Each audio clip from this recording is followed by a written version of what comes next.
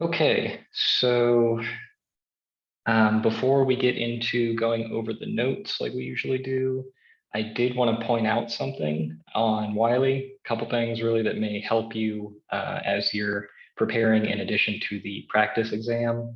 So the first thing is if we just go to, let's see, um, well, let's go over here. So if you go to Wiley course resources in the left bar, you're going to see page like this. I don't know if you've been to it before, maybe you have, maybe you haven't. But one thing that I think may really help here that honestly I wasn't aware was there is there's a thing called Student Study Guide. So that one right there for electric circuits. So this whole chapter is what the exam is over. If you go to that, it's pretty much just putting those reference pages that are in the like course modules bit together. So it has kind of a quick rundown of all the topics, short summary, and then at the bottom it has practice problems. It solves practice problems throughout, but at the bottom it has these ones that you can try and then see a worked solution.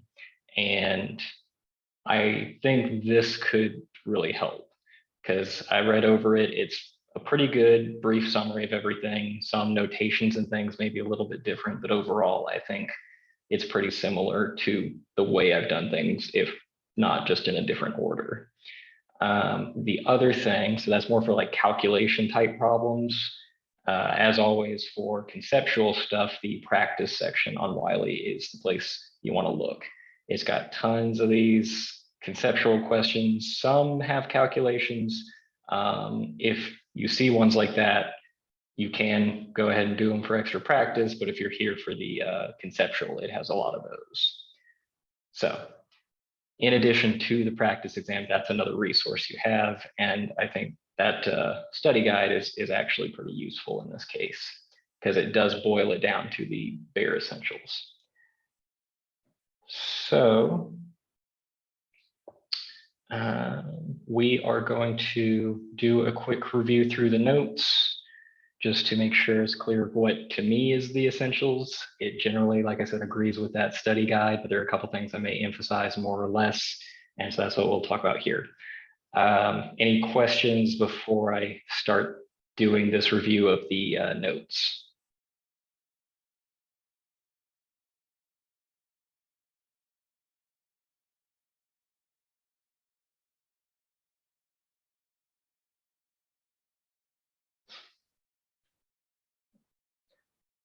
Okay, I'll get started with them. So first thing we did is just describe what makes charge move in a circuit.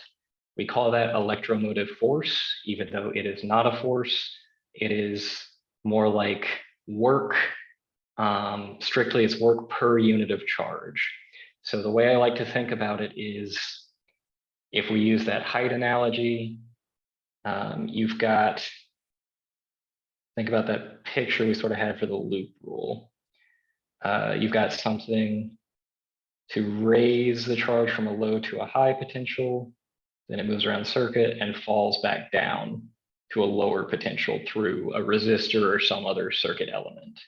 So this is like in that loop rule thing, it was like the escalator, but I'm just going to think of it as like a something that is climbed up here just to make the drawing a little bit easier. So that's my drawing, something like that. And so EMF is the push that gets you up that potential cliff.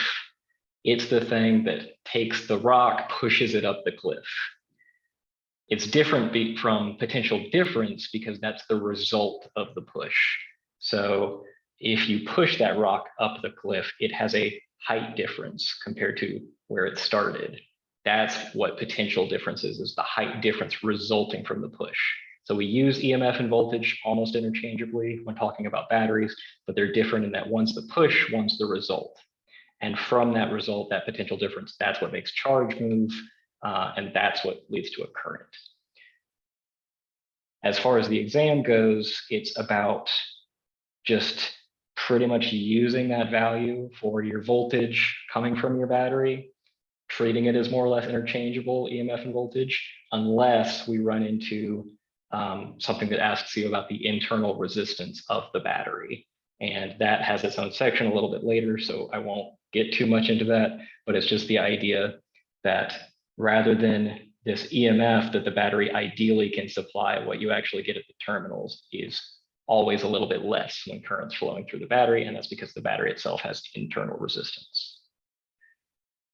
Current is the charge flowing per time that results from a potential difference. It is the charge falling back down the hill, and we talk about it in terms of conventional current. So the motion of positive charge through a circuit, even though we know it's electrons, we pretend it's like protons moving through a circuit, positive charge, just because that's a little bit easier to keep track of signs of things. So there can, and there are examples on the practice exam, there can be ones on like this on the regular exam of if you're given a current, I want to know what charge is moving through and maybe even how many electrons that amounts to. So the charge we solve for here by seeing how long this current is passing through. That tells us the charge that passes through in that time. And the extra step to find the number of electrons would say that's a certain multiple of the electron charge, the 1.6 times 10 to the negative 19 coulombs. So you could run into that, but the main emphasis is what is the relationship between current and charge? This is just explaining why we use conventional current. So the only thing on this page I'd say that's good to remember is that conventional current always points from high to low potential, always flows out of the positive terminal of a battery and into the negative terminal if we've only got one battery. If we've got more than one, that kind of changes where the high and low potentials sit, but the idea is the same. Conventional current likes to go from high to low potential, fall down the hill. Resistors, again, a lot of this is just build up to the idea behind resistors and what they depend on. So the main thing here is, this is the definition of resistance. It's the voltage per current passing through a certain region in a circuit. If we kind of design that region to have this resistance due to its length, area, and resistivity, then we call it a resistor. And so this is a definition. This is, we just decided that's what we're going to call resistance, but you can think of it as how much flow of charge am I getting out per push from really the EMF of a battery, but the resulting potential difference across the battery's terminals. It's the push over the flow. If you have a low flow for a large push, you're not getting a lot of flow out. That's a large resistance. If you have a large flow for a small push, you have a small resistance. There's not much resistance to the flow of charge. And we kind of make that analogy with water again there. Ohm's law is saying that that ratio, V over I, is usually constant, at least for a lot of materials. So if you have questions that say, I double the voltage, what happens to the resistance? Absolutely nothing. If it is a material that follows Ohm's law, and we've not talked about any that don't so far. Conductors generally follow Ohm's law. So this is a lot like that question with the capacitor in the past, where it's like I changed the charge on the plates. How does the capacitor change or capacitance change? It doesn't, because it only depends on the properties of the resistive element, meaning resistivity, length, and cross-sectional area. There could be something like this, just a straightforward application of Ohm's law, but we're going to see it more often in the context of we've got some resistors in series and parallel, and we want to know the voltages or currents associated with them. So we'll look at that a little bit more later. But there can be questions about resistance, calculating it based on resistivity. I'm not worried about the temperature dependence. That's not on there. Just if you're given a length of wire its cross-sectional area, or maybe its diameter or radius, and its resistivity. Can you calculate the resistance of that wire? So this example is good for that. This is just an application. Don't worry about this in your studying. Power is the energy transferred to a certain element of a circuit or dissipated by it per second. So we went through this to come to this relationship between power, current, and voltage. But the idea is that the total amount of energy delivered per second is the energy delivered per charge times the amount of charge that's actually passing through that circuit element per second.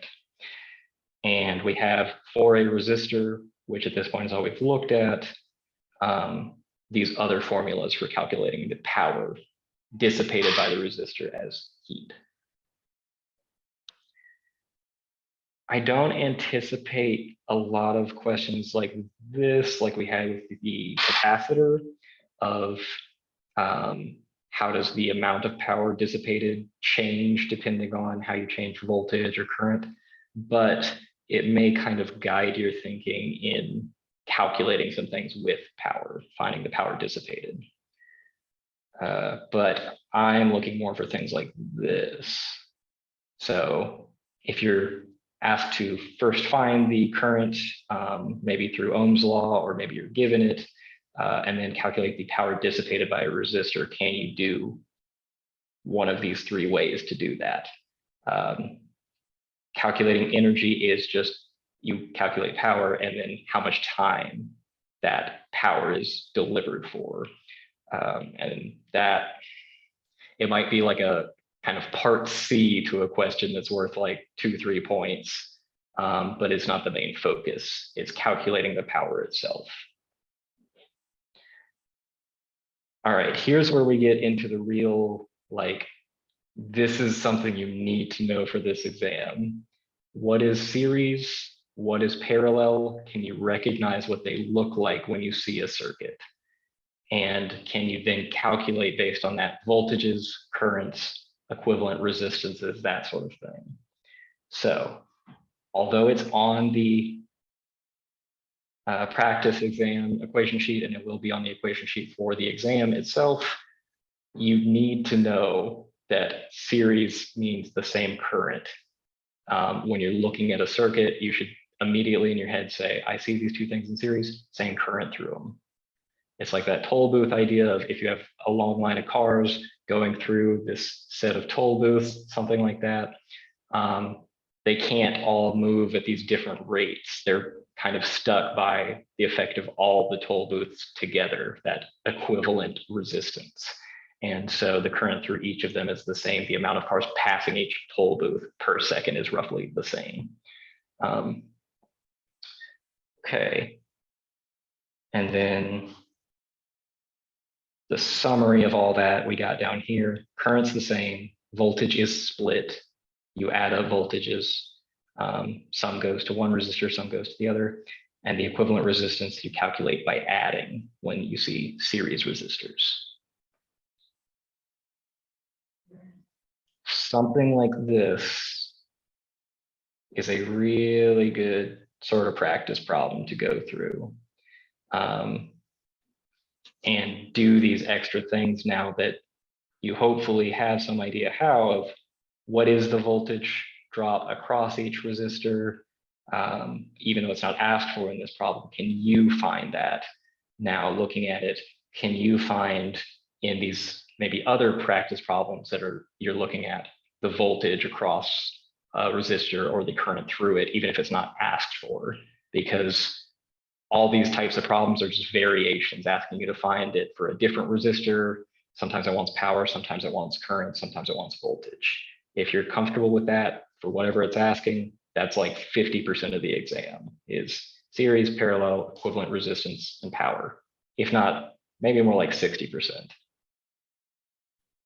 Voltage dividers, not on there. Parallel, just as important as series. Voltage is the same, current splits. Equivalent resistance is the dumb one. So if you see something that looks like this, and the kind of test bank way of drawing some of these circuits honestly makes it a little bit harder to tell instantly that it's parallel. I'm going to adjust that so it's pretty obvious you're dealing with parallel versus series. So if you see a structure that looks like this, your brain should immediately jump to parallel and that the voltage across both these resistors is the same. If you do that, it's real fast to calculate the current through each of them. It's just in this one, V over R2, this one V over R1. So even though we could think about it in terms of like the junction rule, and you could solve it that way, it's much faster to realize instantly. Same voltage, and then calculate the current with the definition of resistance, quote unquote, Ohm's law. All right. This one is the complement to that one from earlier, just doing it with parallel, also a good example for this. I anticipate at most one problem where you've got both happening together, both series and parallel, and you have to find an equivalent resistance, find a current through, maybe even find the voltage across a certain resistor in the set of resistors. Like I might ask you the voltage across this one or one of these, what is the current through these? All those are fair play. But it's the same idea of just keep breaking down the circuit. And when you reach the one where it's easy to answer the question, that's the one you want to go with. So you know which one it is by saying, when is the current going to be the same? And I don't have to simplify anymore to solve for it. When is it going to be different? Let's see. Internal resistance, like we said, it's just the thing that makes it so the terminals of a battery don't actually have the full possible EMF available from the chemical reactions in the battery. To us, that only amounts to a problem almost identical to this. So it could either be you're given like the terminal voltage and you're asked, given the internal resistance, to find the actual, if you're given the EMF and you're given the actual resistance, find the terminal voltage. Or given the terminal voltage and the EMF and the current, maybe find the internal resistance of the battery. It's just variations on this equation, this one equation. It's all you need to solve anything that's asking about internal resistance. And it does say on the practice exam and on the real exam to not worry about this fact about batteries unless you're explicitly told the battery is not ideal, it has an internal resistance. Otherwise, you just use whatever it says for the battery, like 12 volts, it's 12 volts. If it asks you to find the terminal voltage, it's asking for that lower number that actually happens. Kirchhoff's rules. You can apply them to any problem you want that has to do with finding current and voltage in a circuit. If that clicks in your brain better than the series and parallel stuff and knowing when to use which, you can get by through the entire exam with Kirchhoff's rules. On the flip side, I am not pushing for any more than maybe one problem on Kirchhoff's rules explicitly. I may not even do that. It may just be, you could either use Kirchhoff's rules or just apply your series and parallel rules over and over and over and get the same answer. It's more about just, you have a way that works. And so if it's Kirchhoff's rules, do that. If it's series and parallel, maybe focus more on making sure that's like rock solid. So I'll say this is there if that's how you think about it. If not, it's not a priority. And the type of questions would probably be more on this scale if there was one. I can't say there wouldn't be one like this. I think this one's reasonable if I give reasonable numbers, because the worst part about this is the algebra.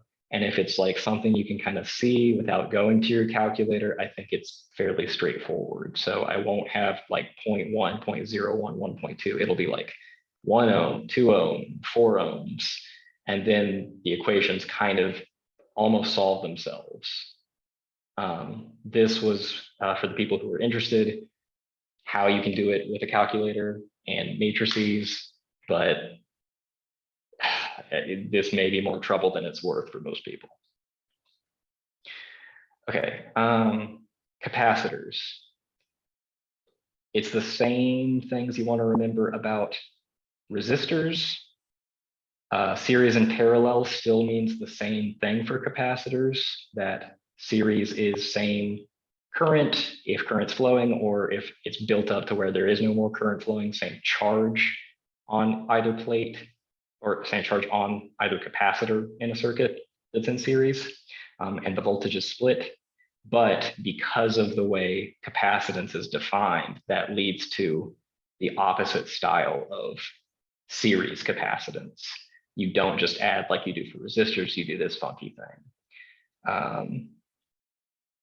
But there won't be like a lot of the manipulation and breaking down these complicated networks of capacitors in the same way that we've done for resistors. It will be like you have two in series or parallel at most, and I ask you something about the voltage or the charge. There was one on the homework similar to that, and so, or maybe even a couple, and those are good to look at too. Just like if you're given the charge and the capacitance, find the voltage across either. If you're given the voltage and the capacitance, find the charge. You don't need to tell me about touchscreens. The only relevant thing here as far as the exam is just calculating an equivalent series capacitance or extracting a individual capacitance from the series value. Parallel, same idea, just now its voltage is the same, charge splits. That leads to the nice version of the equation for parallel capacitors. Energy in capacitors, not going to be on there. RC circuits, the only thing calculation-wise that you might be asked about is finding the time constant. There are conceptual questions like the one on the quiz that could be asked about voltage across the capacitor or resistor, or the current within them, or the charge, which is what that's plotting right there, during the charging or discharging of the RC circuit. So your main focus in RC stuff is really more understanding why these trends happen in voltage, resistance, current, and charge. And it's possible you have something like this, but even this is maybe too much for what I'm thinking for the exam. Alternating current. This tells you everything you need to know. Can you get from a peak voltage, V naught, to an RMS voltage? Can you get from that to an RMS current using Ohm's law? Can you get from peak voltage to peak current? Just could you maneuver your way any way around this diagram to get to what you're looking for? The conceptual bit of it is, honestly, I understand, probably a little difficult. So it's more about just applying these equations and these, which are more or less summed up in this picture right here.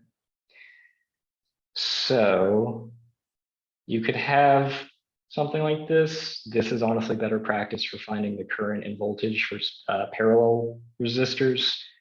For me, I would have like a single resistor, and you're given the voltage through it, either peak or RMS, and I want to know the opposite one, or I want to know the current, or I want to know the power dissipated on average. So that's the main focus there. Everything down here at the end, not on there. Just don't touch live wires and you'll be fine as far as electrical safety. That's the main thing to get across. And ground plugs are nice, I guess. All right, that is everything. If I were to assign percentages like I did with talking about series and parallel resistance, and then power, like I said, that's 50 to 60%. Capacitors, talking about series and parallel, 20% maybe.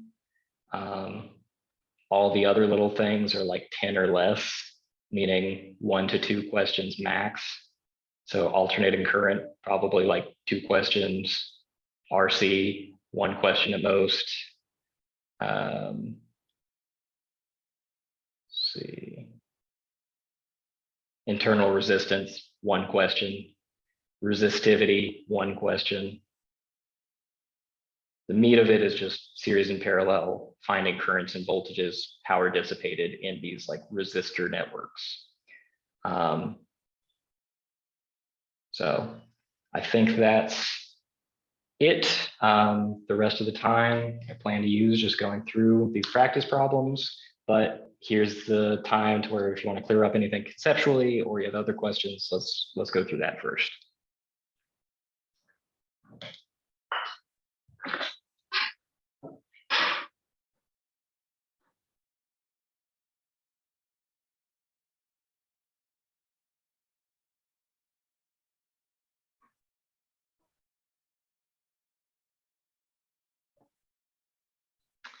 You will not need the resistivity table. If you're calculating resistance using that, you'd be given the resistivity.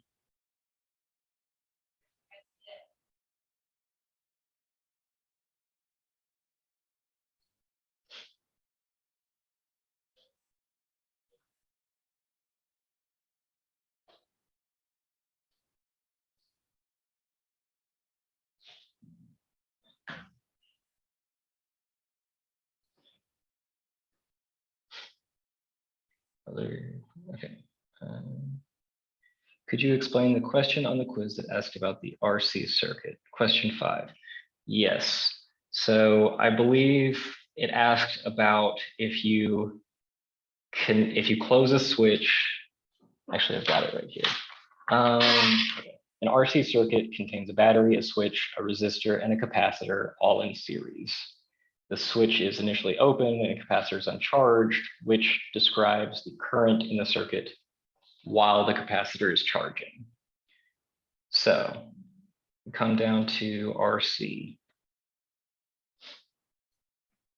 The idea is that when you close the switch for an RC circuit, charge is going to keep flowing onto one plate of the capacitor, the positive plate, and pushing an equal amount of positive charge off the other plate to make it negative until the charge on the plates wants to push back enough that the battery can't push any more charge onto there. That happens exactly when the voltage across the capacitor plates is the battery voltage. There is just as much energy per charge due to the separation across the plates as there is from the battery, what it can give it. And those two kind of fight each other. No more charge can go on the plates. But that means no more charge is flowing onto the plates. The flow of charge has stopped. The capacitor is fully charged. There is no current. And so for me, it's easiest to think about the extreme cases like this of I'm not worried about really saying what happens as the capacitor is charging. I just know that it has to be the case that by the time it's done charging, the current has to be 0. No more charge is flowing. So to get to that point, if charge was ever flowing, meaning the current was non-zero, to get to 0 by the end of this, when it's fully charged, the current must have decreased over time. And that was the right answer, decreasing with increasing time. And that is also our statement right here, that current decreases to 0 over time as the voltage across the capacitor plates builds up.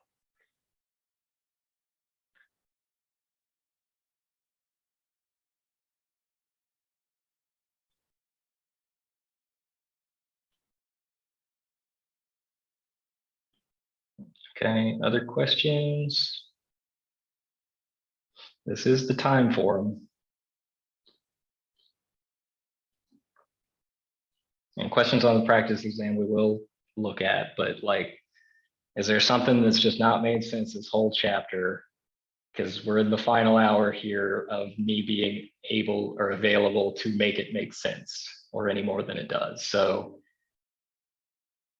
probably, you know, if you have conceptual questions, why is it we did something we did in the notes, the steps we took, it's probably a good time to ask to make sure that bit is clear.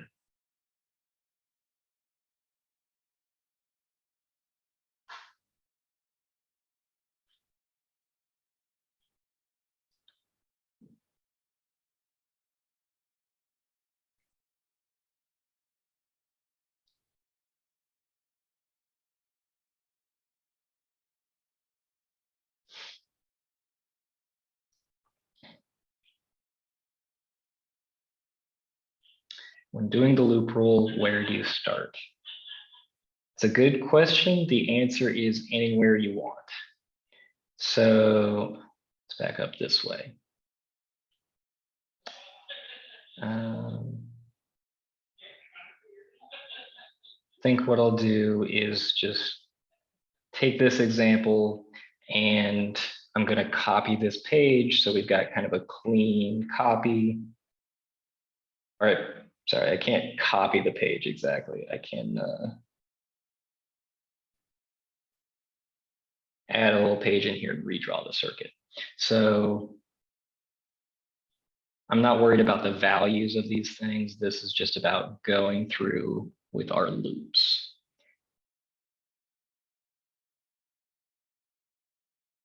And oh, we have a battery there.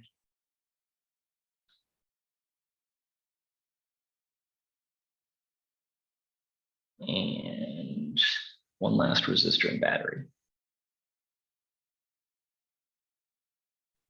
Oops, left out my resistor.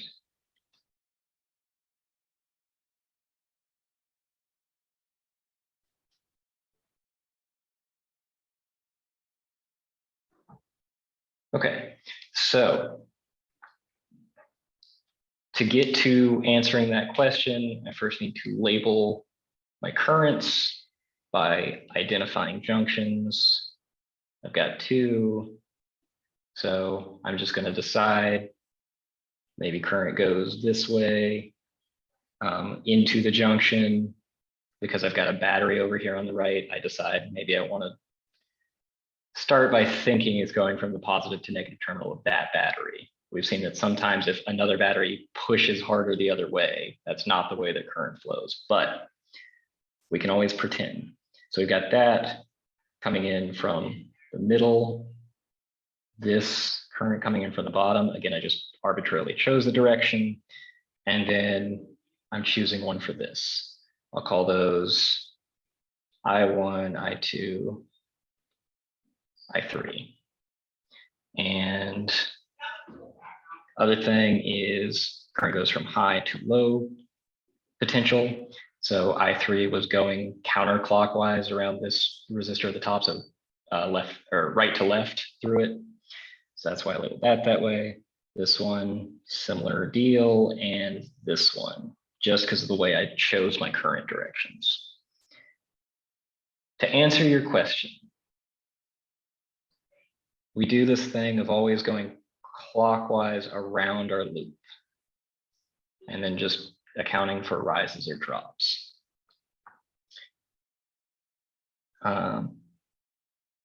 Yeah, so I'll say I don't think I've answered your question yet. A little bit of build up there, but to answer it, the reason it doesn't matter where you start is because you're still going to call anything that's a rise, and anything that's a drop. It's just when you decide to put it into your equation. So what I mean by that is if I started at this upper left corner and went around clockwise, the first thing I would see is the resistor. And the way I drew things, it is a rise. I'm going low to high. So I3 times, let's label these R3, R2, R1. I3 times R3, and then I'm going to see a battery next. That's low to high. call that V1, V2. So V1, and then I see this resistor and so on and so forth. I'm going to get that same equation just with the terms in a slightly different order, maybe if I started at this junction, if I started here and went around clockwise. It's just what order I add my terms to the equation. I'm still going to get the same equation no matter what. And that's why it doesn't matter where you start in the loop.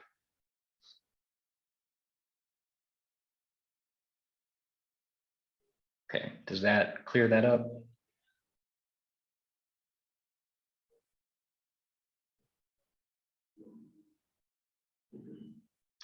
All right. Any other questions before we move over to practice questions?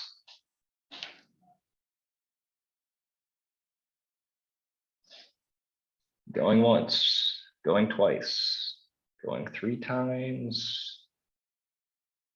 Sold. All right. For the practice exam, I guess before I forget, it was pointed out to me on number 18, it was a copy of number 17. I didn't actually change the prompt, but there is a different question that has the same answer choices. It is which resistor has the largest potential difference across it? It's the question that should have been here. And that's the one that has the answer of 20 ohms. This one has an answer of the 60 ohm resistor. So the answer choices on the practice exam, I think, are correct. It's just I didn't actually change out the question being asked on 18. We can still go through how you get those answers, but I just want that to be clear as you're studying. So what questions are there on the practice exam?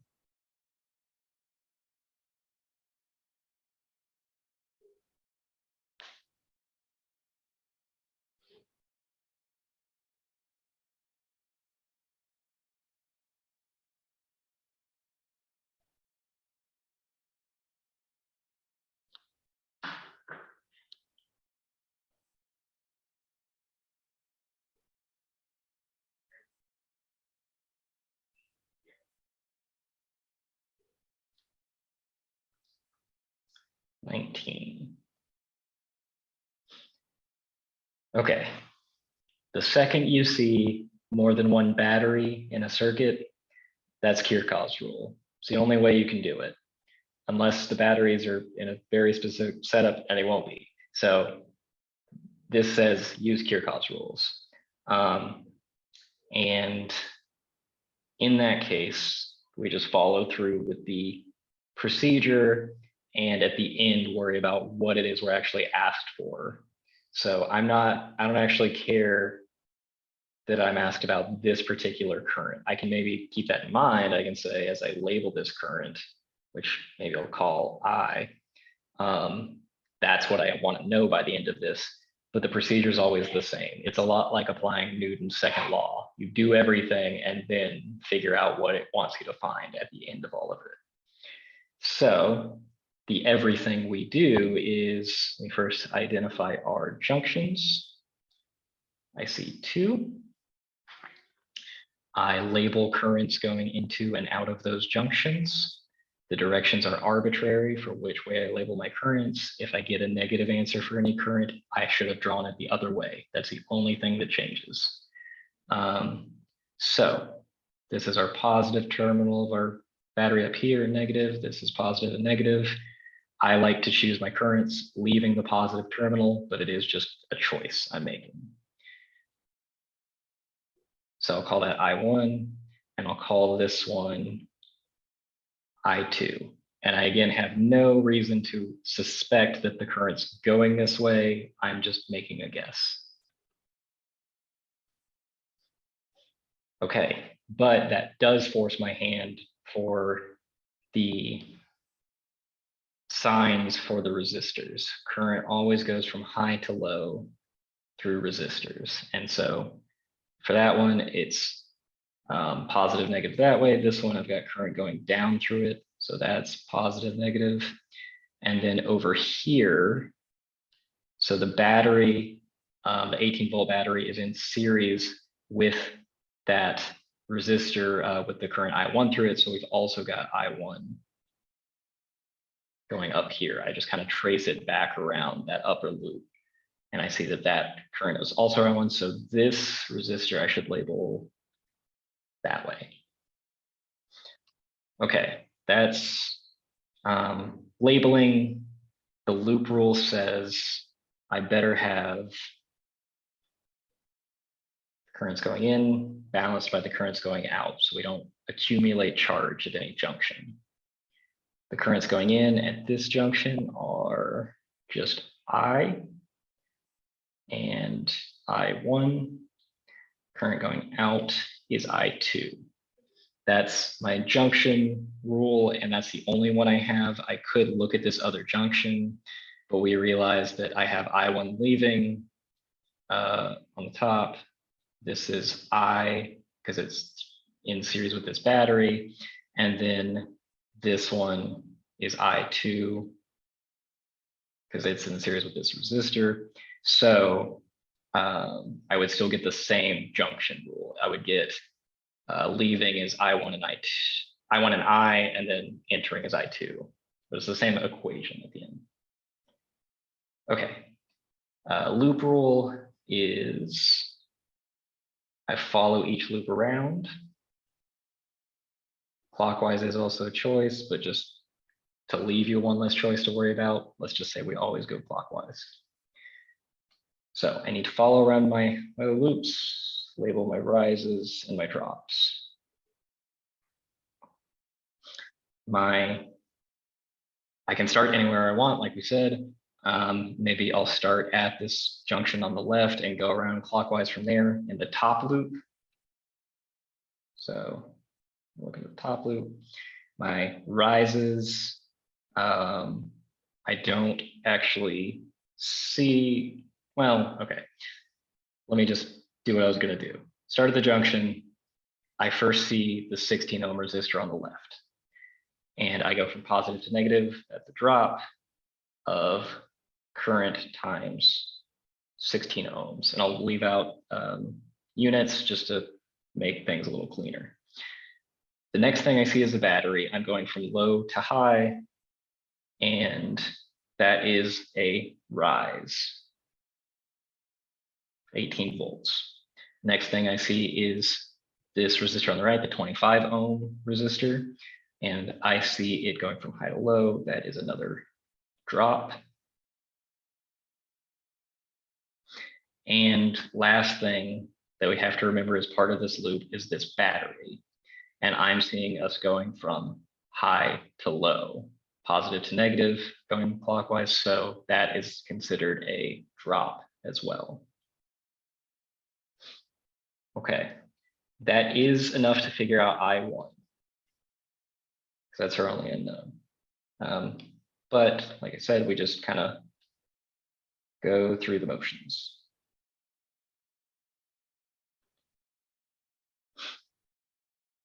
Bottom loop simpler, we've just got two things in it. I see going clockwise, I could start from that same junction I started at before if I wanted to. I first see going clockwise this 12 volt battery. I go from low to high, that's a rise. I next see the 18 ohm resistor on the bottom. I go high to low, that's a drop. 18, or we've been putting I first, so I2 times 18. And so now I've set up my three equations to find my three unknowns. The rest is just algebra. So I2 is 12 over 18. So that's 2/3, right? So 0.67 amps.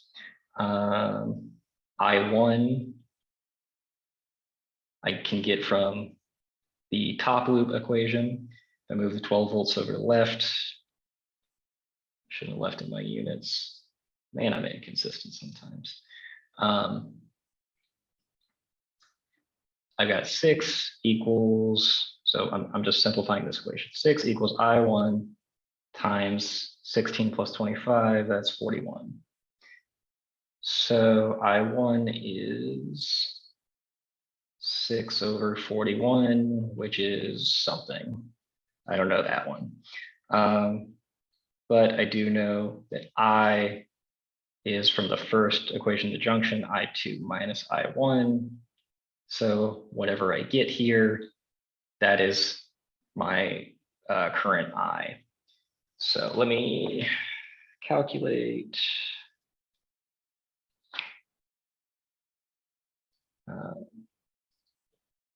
6/41. We get 0.15-ish amps. And so 0.67 minus that, about 0.52 amps. Now I finally actually care what it was I was looking for. It turned out to be the current through the 12-volt battery, which we labeled I. It's 0.52 amps. Okay. Is that, I don't have these ones with the answers up. Does that look about right?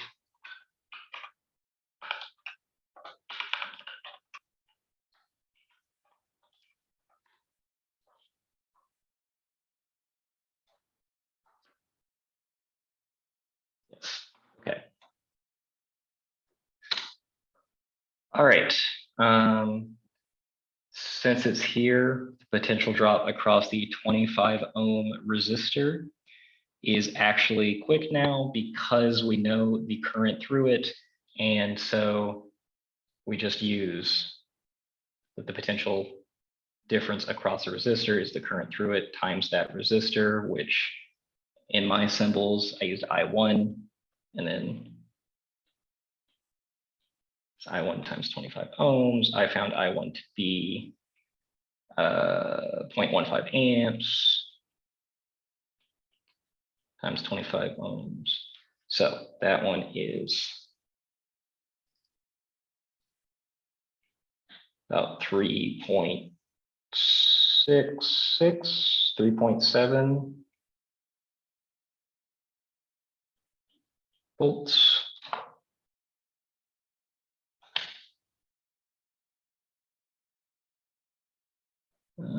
That's not what I'm seeing over here. Let me double check my math. 0.15 amps. It's 25.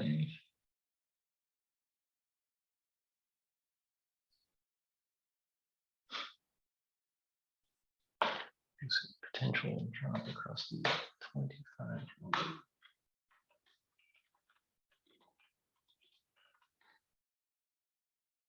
I want to make sure I put the right.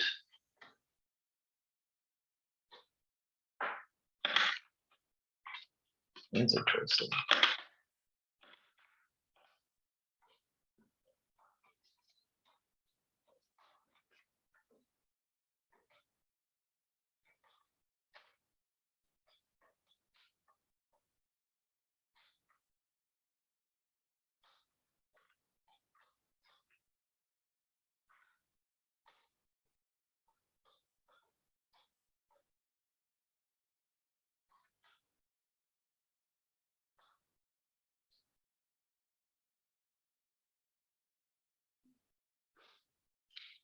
Oh, okay. I think that's one that I just added as another problem that's not in my bank. So I think the 20 or 12 volts, whatever it says, came from who knows where. So I believe the answer should actually be 3.7 volts. What I can do to check is make sure that that's going to work for my loop to kind of balance everything out. So if I look at the drop across the 25 ohm, I'm saying that's 3.7 after a rise. And then a drop across the 12, and then, yeah. So I believe that that should be 3.7 volts instead of in the practice where it says 20. I think the 20 must have migrated over from some other problem. Or sorry, 12 volts, that it says. I think I know. I remember looking at this now. The drop across the 18 ohm resistor is 12 volts because that's all we have in this loop alongside this battery. So I think I meant to say the 18 ohm resistor. The drop across it is 12 volts, but across the 25 volt or 25 ohm is 3.7 volts. Okay, sorry for the confusion there. Additional questions?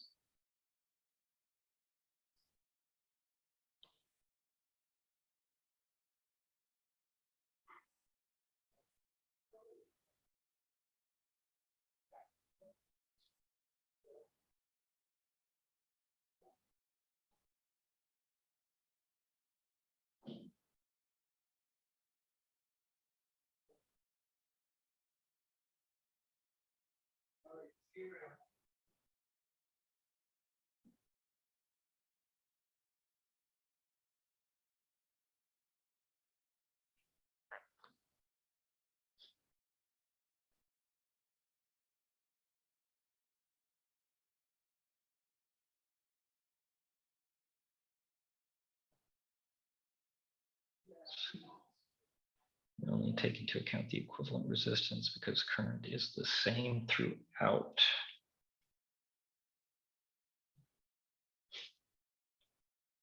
Yes, so since they are in series with each other, they will each have the same current through them. So really this is kind of testing if you realize that, because you could interpret this to read as they're each different, but really you're just finding one current and you can find it from the equivalent resistance, which is adding for series.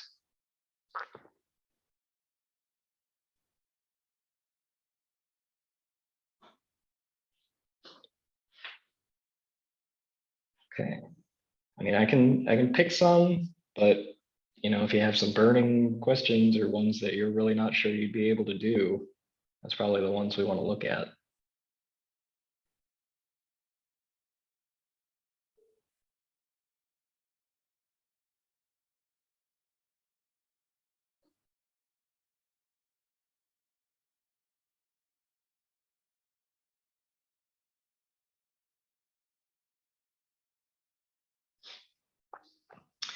Yes, I have no idea what the Gabby bonus is going to be at this point, and I've been racking my brain for a little bit of trying to figure out what it could possibly be with it being related to circuits. But I'm going to do my best to come up with one that is Gabby related.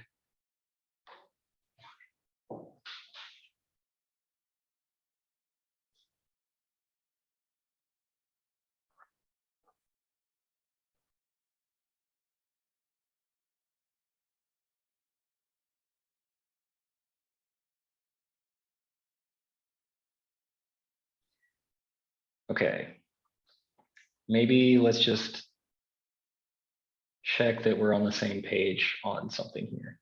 So we've got this question about capacitors of unequal capacitance connected in series.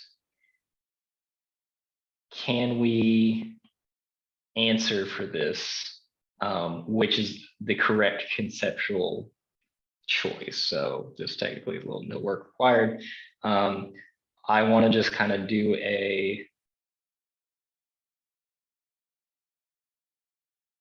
maybe I can do a poll super fast.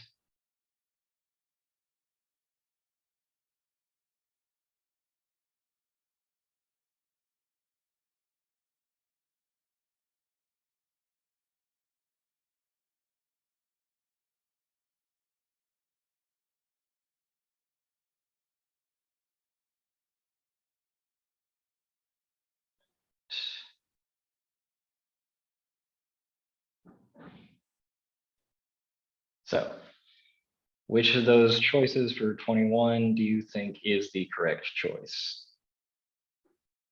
I'm not worried about who's who. I'm not looking at names. I just want to know where we stand on that.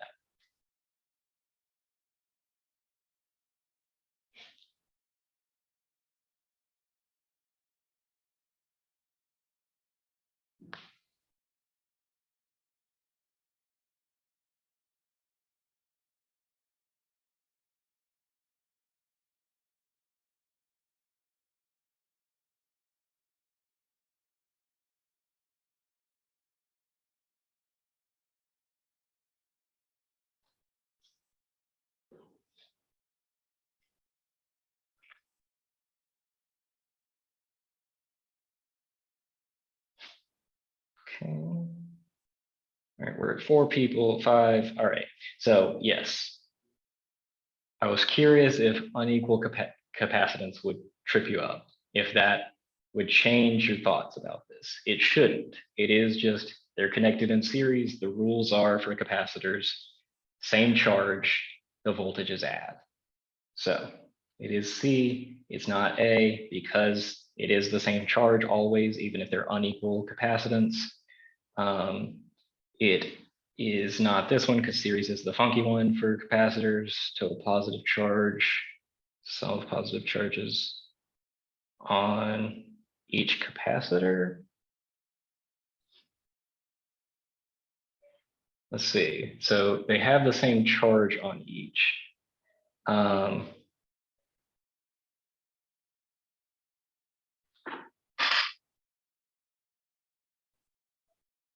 Trying to think through what that one's saying. Is the sum of the positive charges on each capacitor.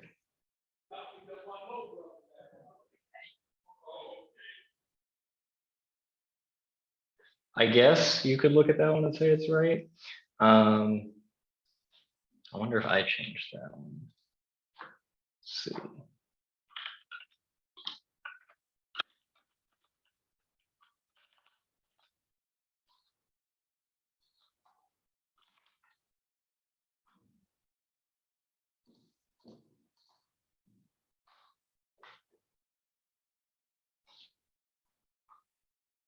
Yeah, total positive is the sum of positive on each capacitor.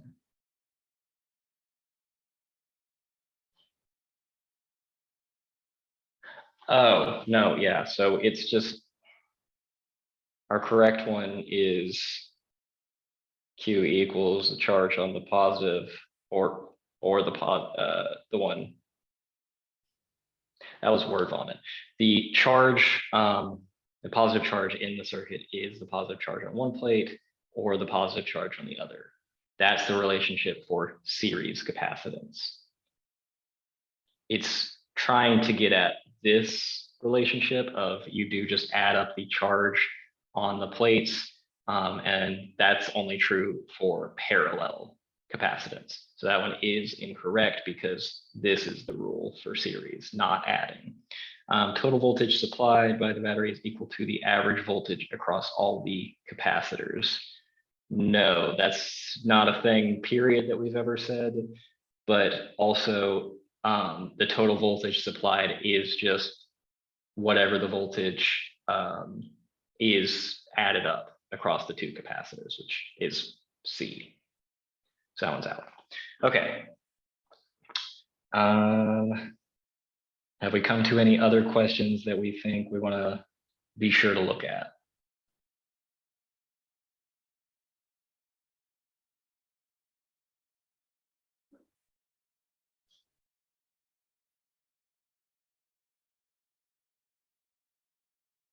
Question 7. If that was in parallel, use each resistor value separately to find each current. Yes, so that actually is, did I change the numbers? No, I didn't. So that actually is what's going on in 11. 11 is the question you're asking pretty much. So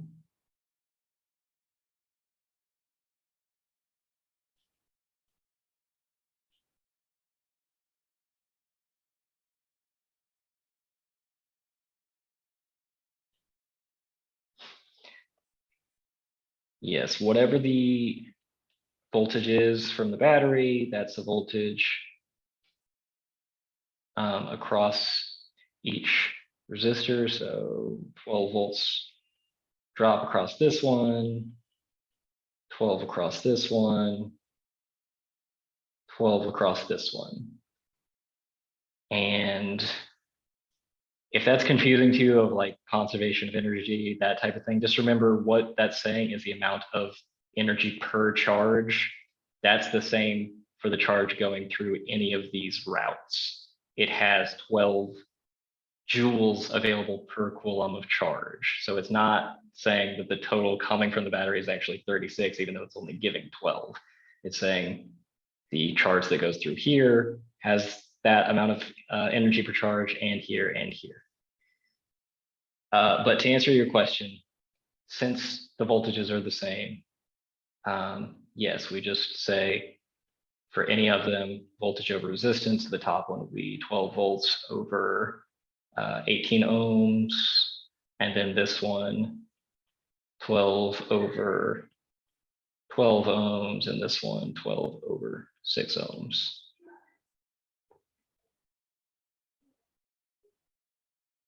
Yep.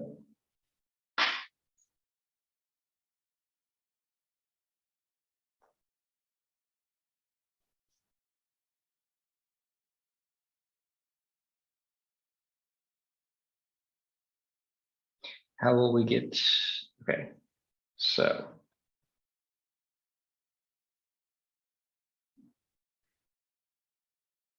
What is the RMS value of the current?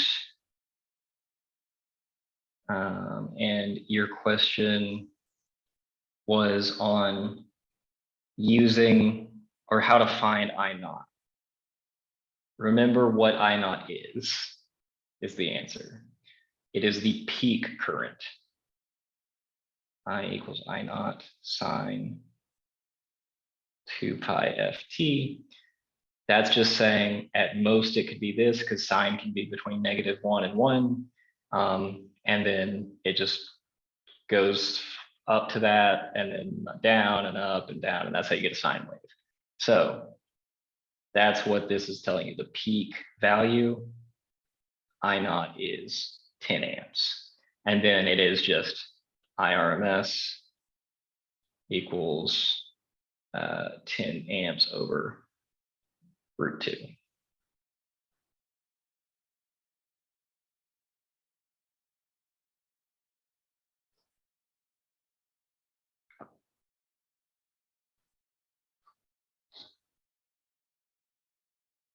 Yep.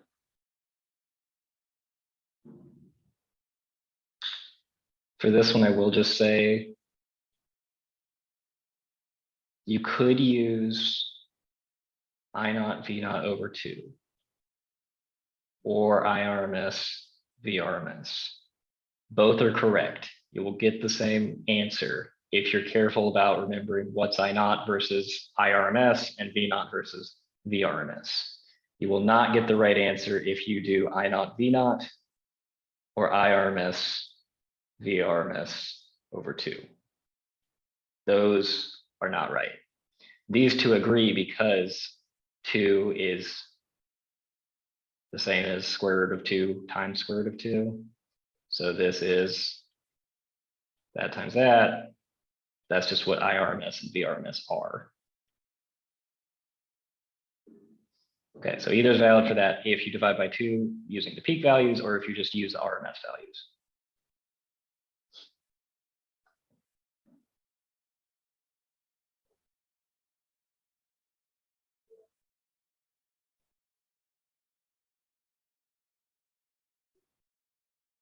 All right.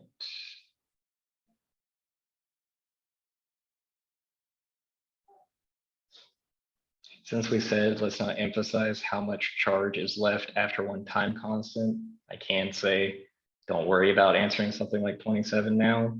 But the idea is just that after one time constant, you always have that 63.2% of the original charge you had on the plates, or the final charge if we're talking about it charging up. So that's how much is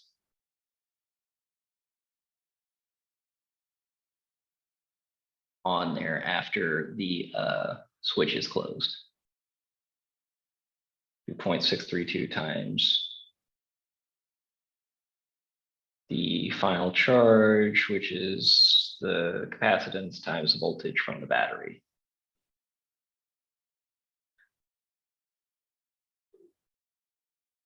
Okay, other questions?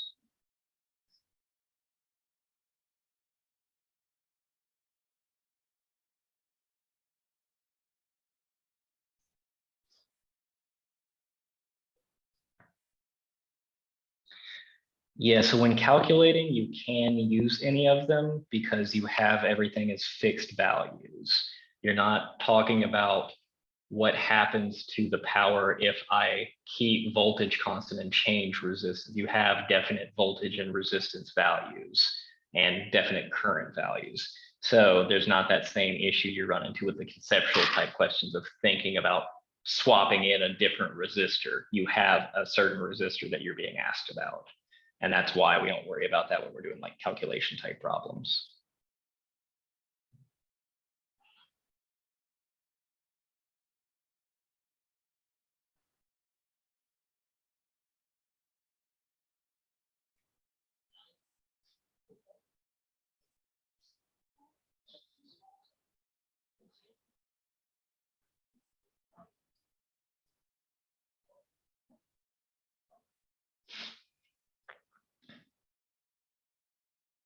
Okay.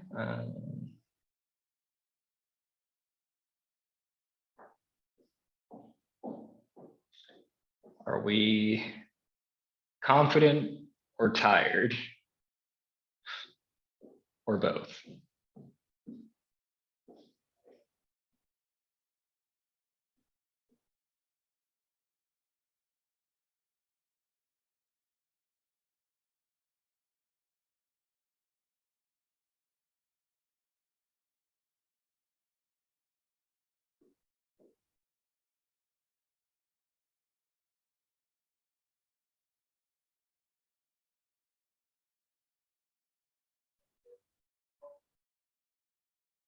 Okay, good to hear.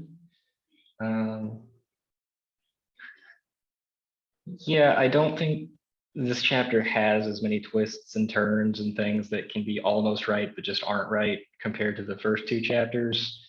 It's just really about not messing up your calculations. So if you feel comfortable with the calculations of things and why we're using the equations we're using, we're just kind of isolating that sometimes things are in series, sometimes they're in parallel, or using Kirchhoff's rules, then I think you will be okay. The conceptual questions take a little bit of a back seat here, so I kind of expect there will be less of them on this exam than the first one. It will be more like you're given this a picture like this one, and I want to know what the equivalent resistance is. That's question one. Then I want to know what the current leaving the battery is. That's question two. Then I want to know what the voltage drop across this resistor is. That's question three, and so on and so forth. It's a lot of that happening.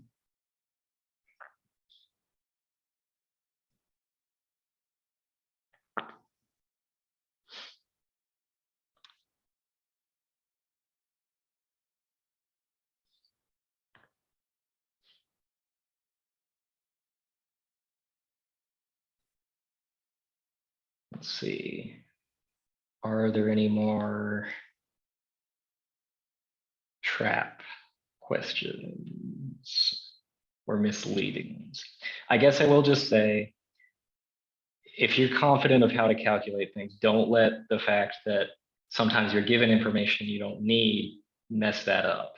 Just use what you're given and what you actually need of it to answer a problem. If you're given something that is extra, it's extra.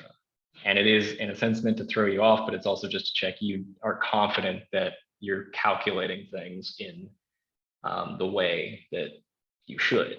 So yes, it's a little underhanded, but at the same time, it is to make sure that you know how to calculate the thing and not just, it's kind of slapping some equations on the page and hoping for the best. But if that's where you're at on this material, you know, nothing wrong with that either.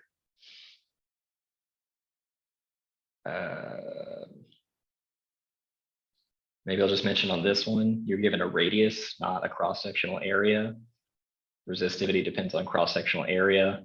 So you would have to calculate that area as pi r squared. So be careful about what you're given for things like that. What else? Total power.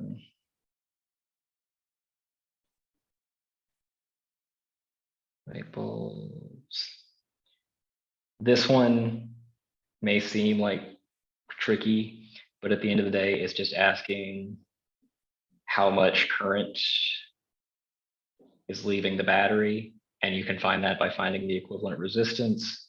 It's just, you write that in terms of an unknown number of things in parallel. Or you could just say that if they're dissipating 60 watts each, that means since they're in parallel, each one has 120 volts across it, it must be that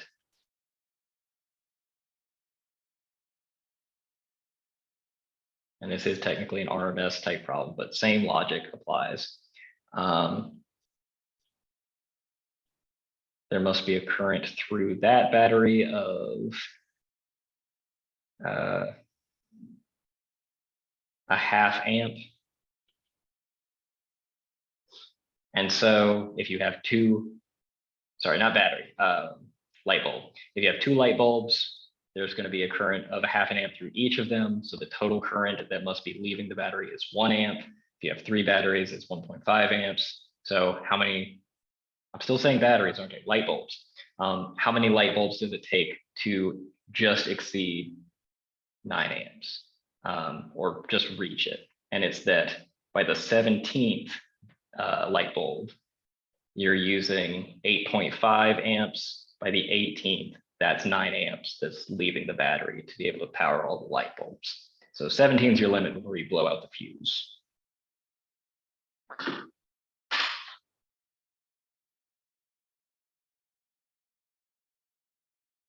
Okay, I feel like we've got some pretty good coverage of this.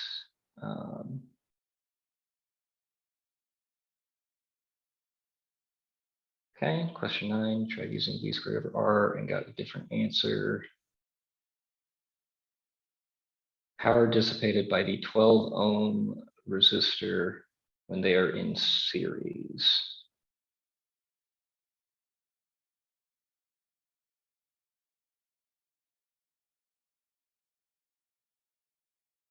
With a 12 volt battery. So 6, 12, 18. My question to you is, what V did you use?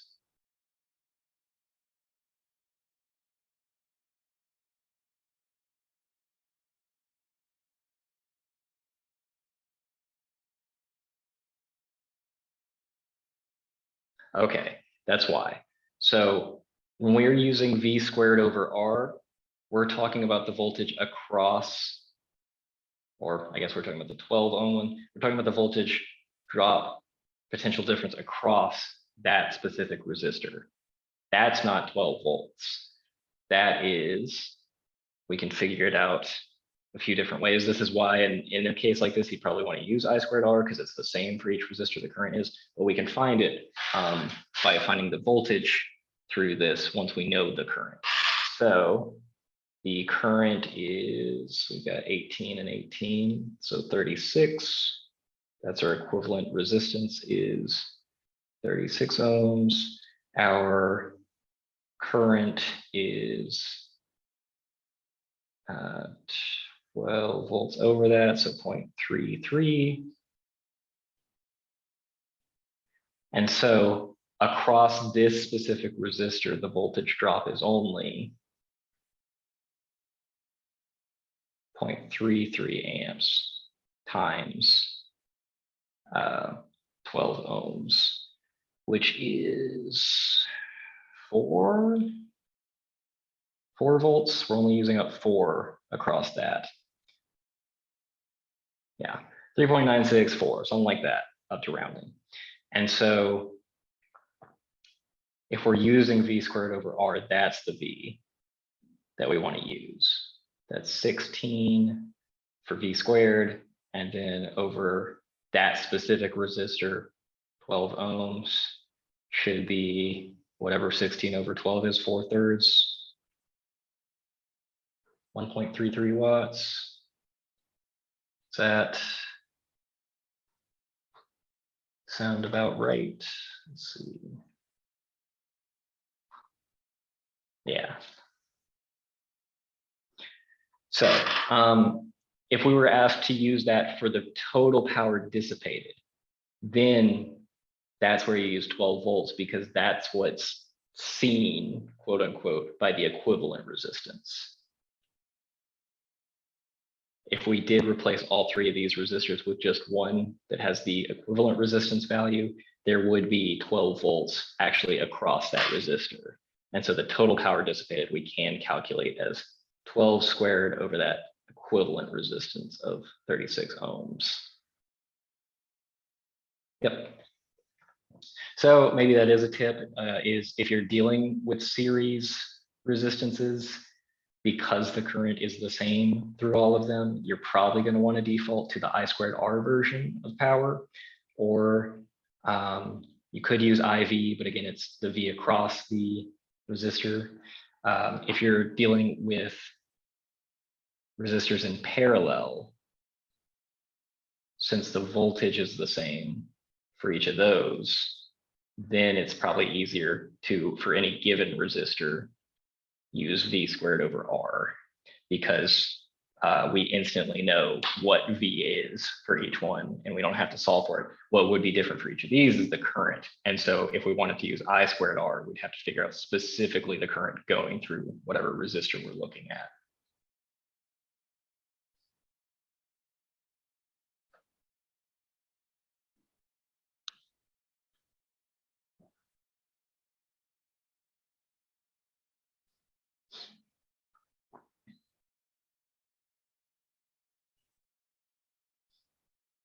All right, we dropped to 5, and now we're back up to 6, so that's interesting. All right. So this one is what I mean by it's pretty much the only type of question I can ask you about internal resistance. Has an EMF of 24 volts. Terminal voltage, when we were talking about EMF, we called that VT and just called EMF. We didn't use a variable for it. It's 22. When the battery is connected across a 12 or a 10 ohm resistor, what is the internal resistance of the battery? So our battery is actually, it looks like this ideal voltage source of 24 volts plus this 10 ohm. Oh, no, we don't know the internal resistance. That's our unknown, our internal. But when it's connected to a 10 ohm resistor, we see only 22 volts available or across our 10 ohm resistor. And so what we could do is either figure out the current in terms of our unknown resistance here. So that would be our equivalent is that internal resistance plus 10 ohms. And so our current is 24 volts over that. And then just realize that if it's actually 22 volts across the external resistor, that means the current through it is 22 volts over 10 ohms. So 2.2 amps. That's what this has to be, since the resistors are in series. That's the current through the whole circuit. And we can solve that for the internal resistance.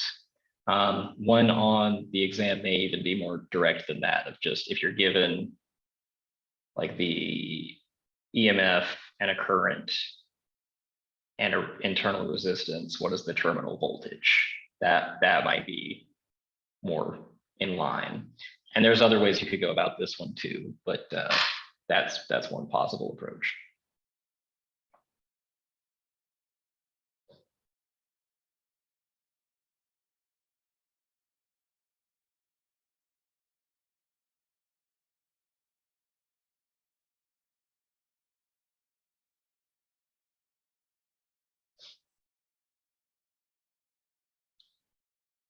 All right, so I guess we're about an hour and a half in. That's usually how long these go. I'm happy to do more, but I think maybe we're all a little bit tired. It's hot, it's muggy, it's gross. I'm in my office, which is maybe 80 degrees in here. So I'm just glad I could think straight enough to answer some things. So I'm happy to answer more questions. I'm happy to cut it off here. It's up to y'all.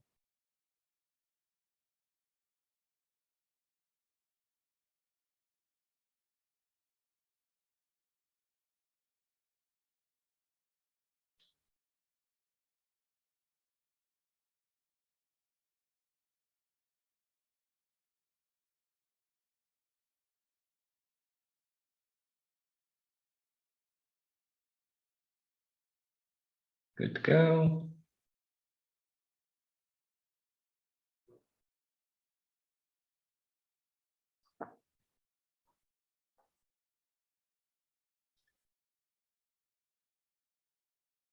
Let's see.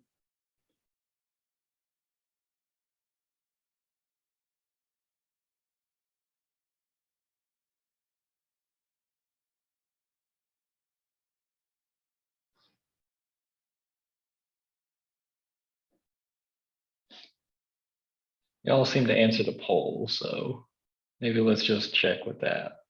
Make sure you don't have lingering questions that you're still trying to come up with. So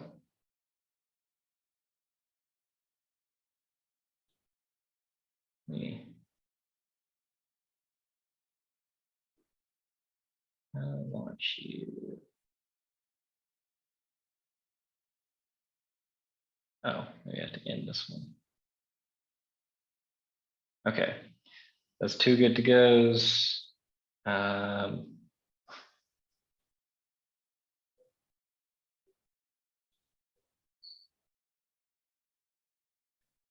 I get 4? Okay, there we're at 3. Can we get 4?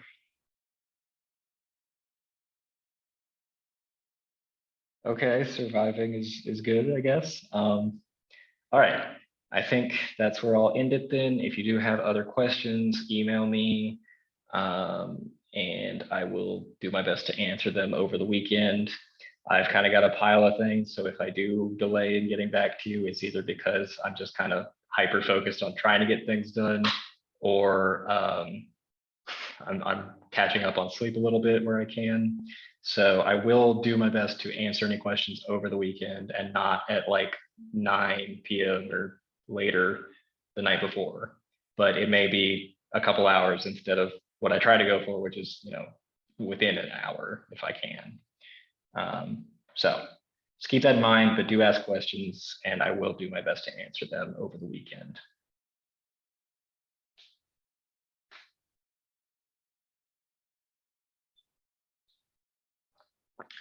All right, for those of you attended live, thanks for attending. I'll stop the recording now.